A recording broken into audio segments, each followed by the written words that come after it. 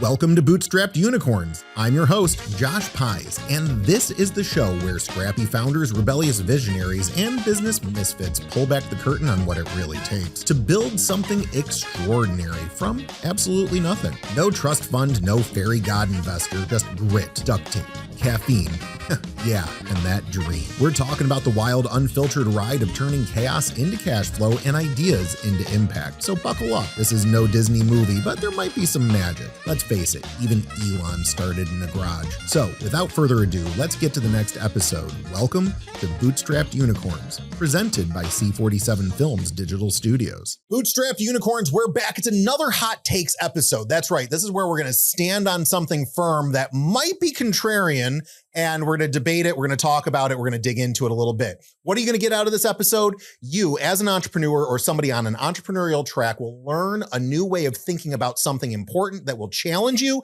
and make you better today in comparison to the way you were yesterday. So I am here today with my new friend, Doug. Doug has been the CMO of Pearl Vision, giant brand, CMO of Victoria's Secret Pink, and he helped accelerate that business to a $450 million brand. We're talking, this guy is one of the elite in the business. So what I want you to do is crisscross applesauce, pull up in front of the TV, get here to listen and learn from somebody who has been there, done that, and is ready to help you and me be better today. So without further ado, Doug, first of all, Doug Zarkin, how did I do? Is that an accurate introduction? I mean, my dad still has absolutely no idea what I do for a living. He still thinks I just make shiny ads. But yeah, that was great. Thank you. Perfect. Well, it's the real deal stuff, man. So I'm honored that you're here. And I want to start actually with, you've got a book that I really like here. I actually have it on my screen over here, Moving Your Brand Out of the Friend Zone.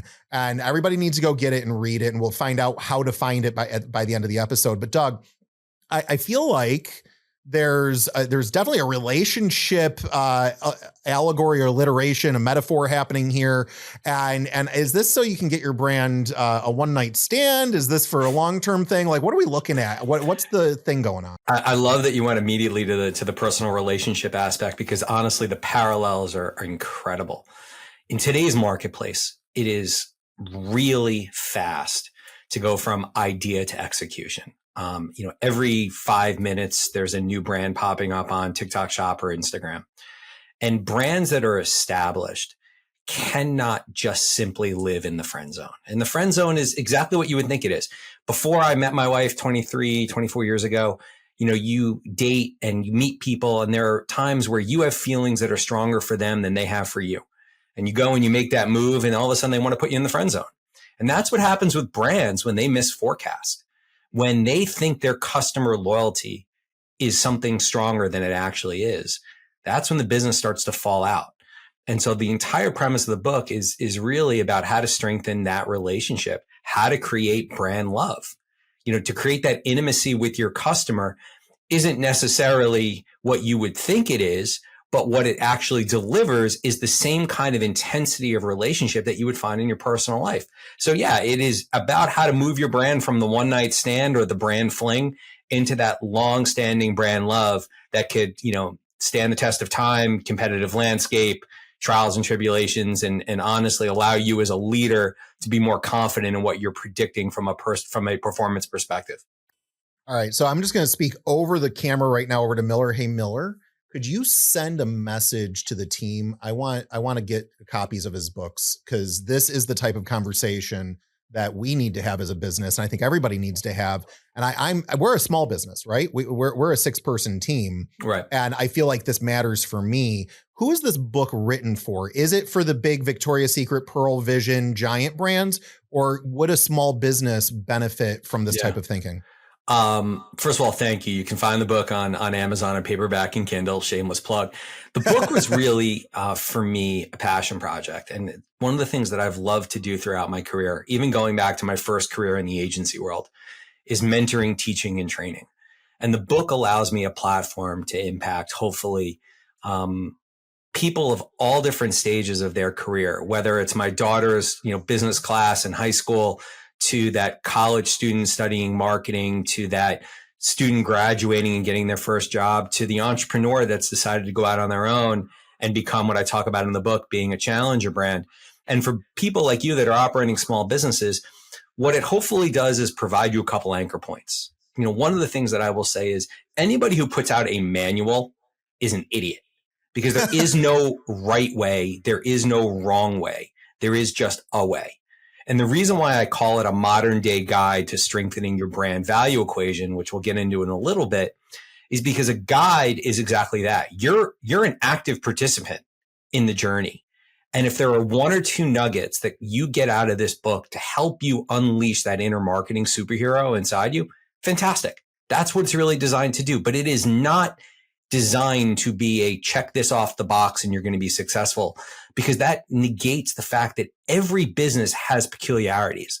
It is designed to give you some anchor points to help shape how you think, to help shape the consideration set when you're in that room making the decision, and perhaps help you unlock a couple provocations that may free you up to really uncover where the growth of your business lies and where the issues of your business fall. So this seems to connect directly to the hot take we were talking about before we were recording, which is you are uniquely positioned when it comes to data. Yep. And it feels like this connects. Talk about this. What's your hot take on data? So my hot take is that you hear that you want data-driven decision makers. And what I will say, and let me finish the clickbait element of this, is that data does not make decisions for the modern day marketer. Marketers make decisions using data. And here's why. Data is only as good as the questions that you ask. So let's go through that. Yep. Data is only as good as the questions that you ask. In today's world, we can measure almost anything. But let's realize that because we can measure it certainly doesn't make it meaningful.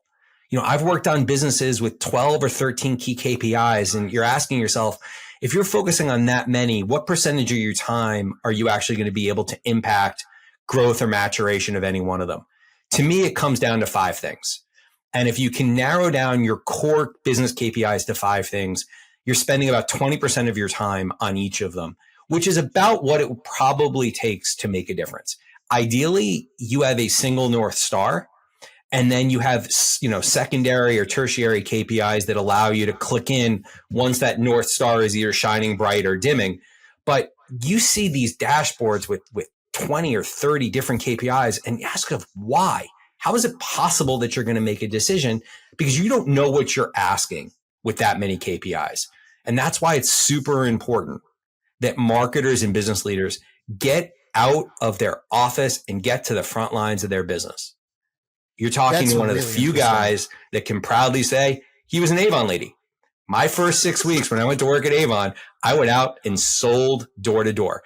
Freaks my daughter out that I could sell the shit out of a lip gloss, but I can do it. I worked in the store at Victoria's Secret. I worked in the store as a Pearl Vision optician, learning the mechanics of your business. And if you're e-com, get on the phone and be a customer service agent. Learn what is happening at the front line of your business, because the most important marketing tool that marketers have at their disposal are their frontline associates, because they are living, breathing embodiments of your brand. And if you can really capture who they are, what they are, and importantly, ensure that they're representing the brand the right way, you're going to win. That feels very Disney, doesn't it? With all the cast members, because they're always on stage. Does that track? Does that feel right? Look, what I think Disney does extremely well is take the unbelievably annoying phrase of have a magical day and bring it to life. If you've been to Disney with your kids, first of all, I hope that you got a good rate on that loan you took out. Secondly, I hope you brought a lot of Purell. Third, you come to realize that have a magical day isn't a saying. It is literally an ethos. And they go out of their way to ensure that every guest has a magical day. And so, yes, it is really about positioning your associates, your employees, your frontline representatives of your brand as the intel inside chip of what makes your brand hum. Too often, our associates are afterthoughts. And that's where you really miss. That's where you have, and we can talk about it in a minute, the brand value equation gets upside down because you have associates that aren't delivering on your brand promise or your brand experience. That makes sense. We'll talk about the brand value thing, but I had a thought that I wanted to run by you that, I think it was Henry Ford who was credited as saying that if he had listened to his customers, he would have built a better horse carriage. Instead, he built the Model T. And, that is seemingly instructive, but at the same time, that's saying I'm going to ignore the data or at least the peanut gallery and do something that will serve them, whether they know they want it or not. And maybe he was just a maverick, but how do you rationalize that type of anecdote with the ask the right questions, have the right KPIs thinking? So I think the Henry Ford quote, which I love, is wonderful and really on point. And I think what it says to us in today's modern marketing and brand landscape is you got to go deeper. Henry Ford captured what a consumer wanted. He didn't capture what a consumer needed. A consumer didn't want a faster horse. They wanted to get from point A to point B faster. That's the want. The need is relative. And that's where the creativity and the vision of the entrepreneur. Look, before cameras were in phones, did you ever really give a shit that your phone had a camera? No. The genius of Apple was on uncovering that need state. The genius of Alexa and Google is the fact that you never knew you needed a personal assistant until you had one. The genius of AI is in what it taps into emotionally, because here's another sort of nugget. Consumers absolutely make emotional decisions before they make rational choices. You win the heart to win the mind to win the wallet. And too often, unless you are a cancer drug, unless you have, figured out something in the world's economic crisis, those are very rational things, but the emotional decision comes before the rational choice. And the best brands, the best marketers understand that and are leaning hard into it.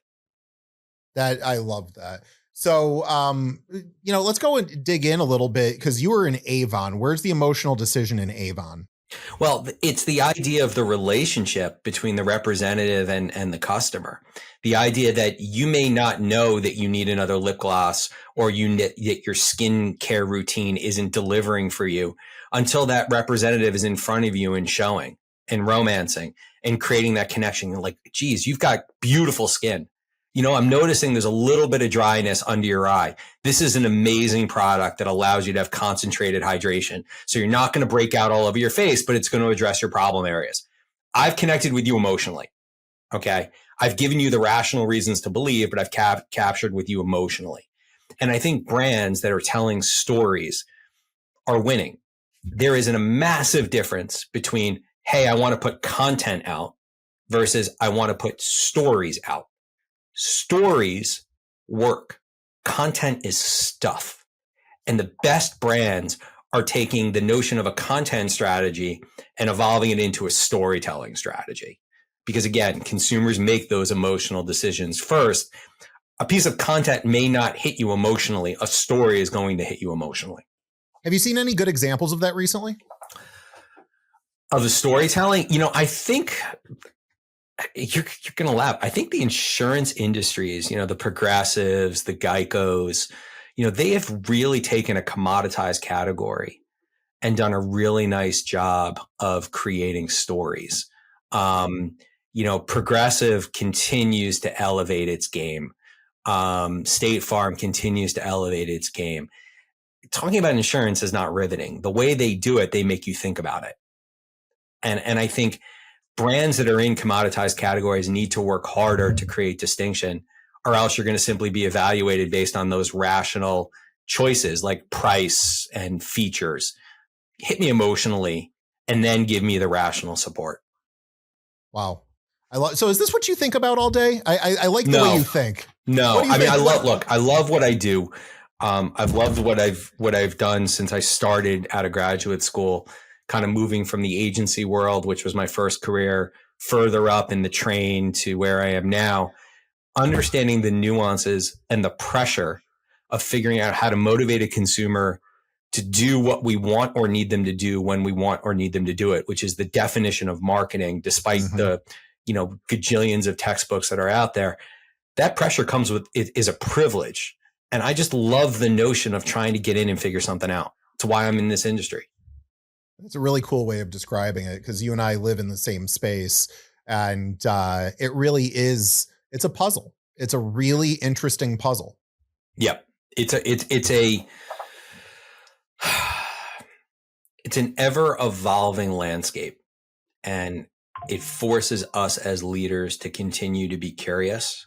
When we think we have all the answers, that's when we failed the test. The businesses that I've worked in where I've generated the greatest degree of impact are the ones where I've come in with the most degree of curiosity and listened in order to lead. And certainly there are widgets and fidgets that are applicable regardless of the industry or category that you're in. But it starts with taking those steps back to take those big giant leaps forward. Yeah. That's pretty awesome, man.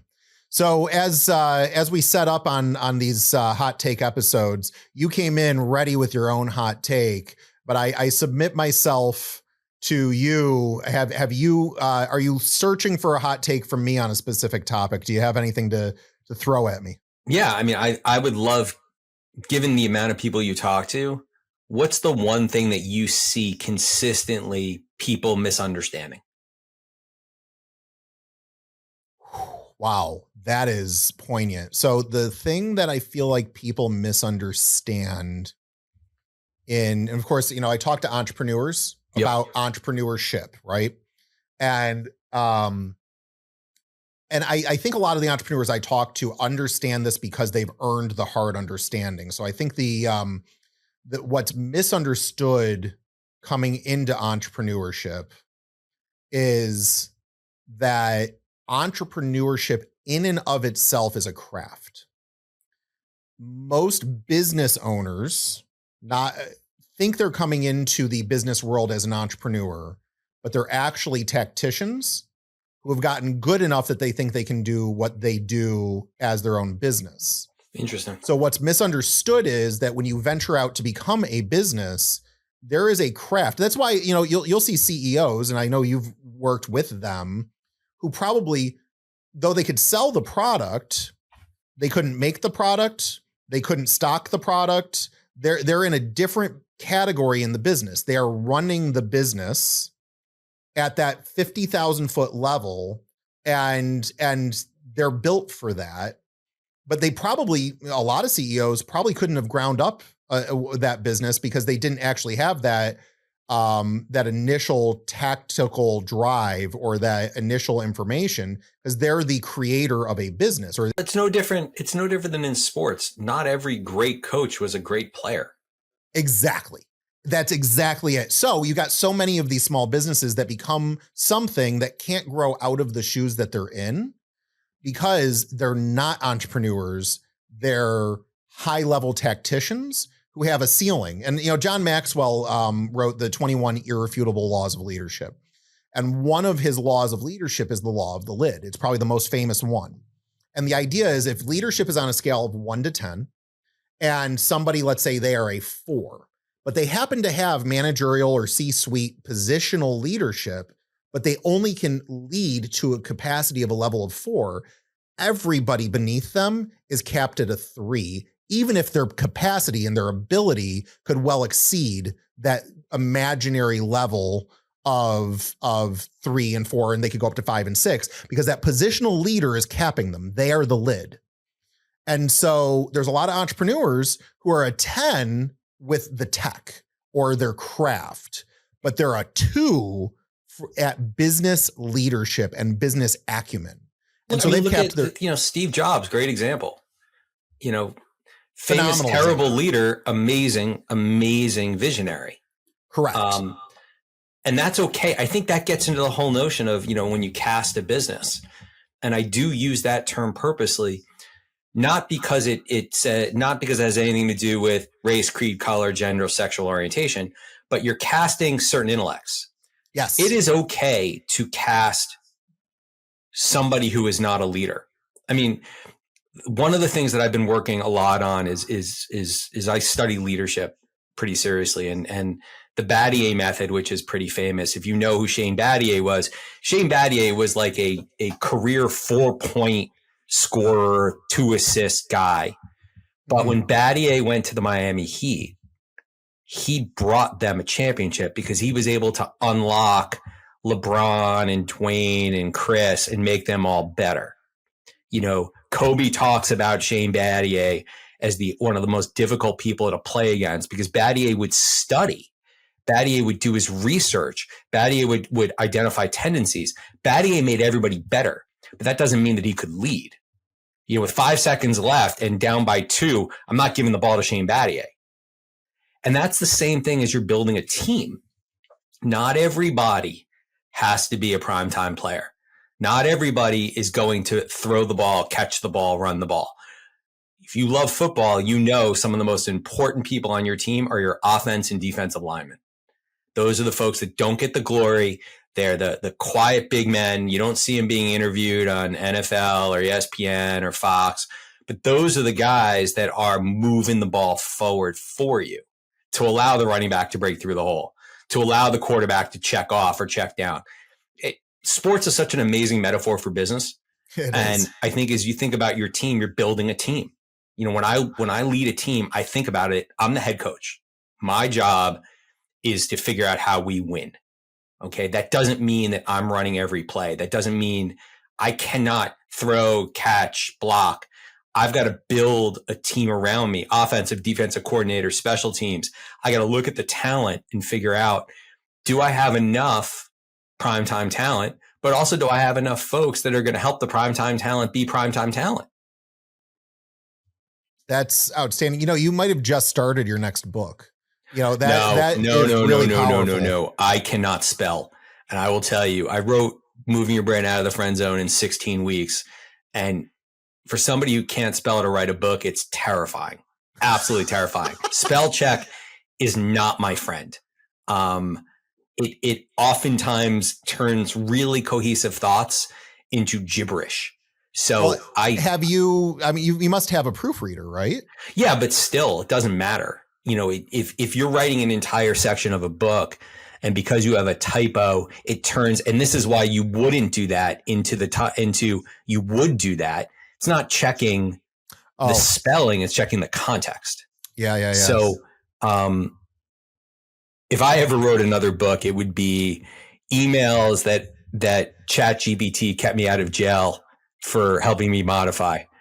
Because if you need to write a aggressive email, one of the best uses of ChatGPT is to help you get across that emotion, that intensity in a very professional way. I use it all the time to help shape some of the more difficult emails that I have to send to allow me to get the message across, but to do it in a professional way that reflects who I am as a person and as a leader. Well, that's interesting. I love that tip. So do you talk to ChatGPT yet? I know I do all the time. Yeah, I talk to it. Yeah. So when I'm driving now, I have a 45-minute commute from home to studio. I would say at least 3 or 4 days a week, one direction, I'm talking with ChatGPT so that when I get back to the next computer, wherever I am, it's created documents, it's created notes for me. Yep. It's pretty darn powerful stuff. But the nuance there is that ChatGPT and AI is not going to replace what we all do for a living, because it's an algorithm, and the algorithm is only as good as the input you put in. It's like, go back 20 years ago to the evolution of programmatic buying for, display. The algo had to be fed certain data points. AI has to be fed certain data points. One thing that I did is I recently took a predictive index test, which helps you understand the kind of leader that you are. And I fed my predictive index into ChatGPT to help it understand kind of who I am. And that's impressive. I also uploaded my entire book to ChatGPT because, again, as I'm writing emails and there's certain things I want to reflect, it can help shape or maybe remind me of something that is in the book that I want to use at this point in time. I love that, man. You're full of gold. Do you have your own podcast? I don't. I'm glad you finished that sentence with gold, not shit, because that would have made me feel sad. But no, I have no interest in starting my own podcast. Well, I'm suddenly very disappointed because I wanted to subscribe to your podcast. What keeps you away from it?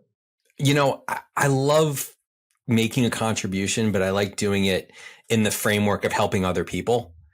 And so for me, people like you who have something and are building something, and others, if I can contribute to your success with something that I've said, wonderful. Well, then it's a really good day right now because you're doing just that. No, I appreciate it. Yeah. Well, it's so cool. So I know you're on Amazon. Are there other ways to get access to your book? It's only available on Kindle and paperback and Amazon. My website, dougzarkin.com, is a way you can get in touch with me. Obviously, with a last name like Zarkin, I'm pretty easy to find on LinkedIn. And if there's anything I can do for anybody, please reach out. I'm happy to help. Well, hey, entrepreneurs, you should not be shy people if you're an entrepreneur. And Doug just put it out there that he's willing to hear from you. So dougzarkin.com is where you're going to go. You're going to find it on Amazon, moving your brand out of the friend zone. I legitimately am going to buy a copy today on Amazon myself because I think this is the type of thinking that we need to stay in as business owners, as operators, as entrepreneurs. And Doug, your thinking and your description in this way is a gift to all of us. So I appreciate that. So unicorns, you've gotten something to hang your hat on today. I know you're a little bit better right now for having hung out with me and Doug. And I promise you the next episode, as I always say, I have no clue who's going to be on next, but without fail, it's somebody I believe will affect you in a positive way. So make sure you've subscribed, make sure you've liked and followed and done all of the things so you're staying engaged with us. Until next time, get back to work.